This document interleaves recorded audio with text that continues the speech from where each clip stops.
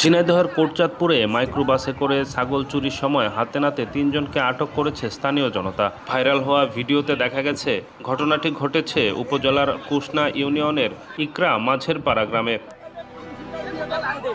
আটককৃতরা হলেন যশোরের শার্শা উপজেলার কেরালখালী গ্রামের হেলাল উদ্দিন, সুফিয়া খাতুন ও উমর ফারুক। তারা সম্পর্কে মা, ছেলে ও নাতি।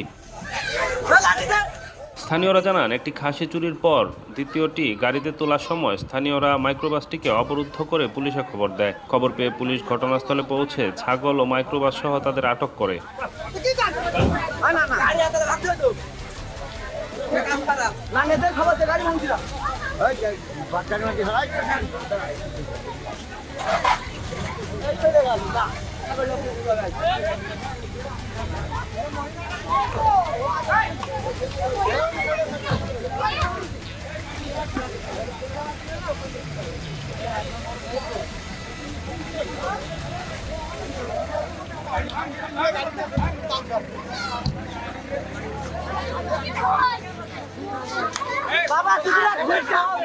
গাড়ি আসার আগে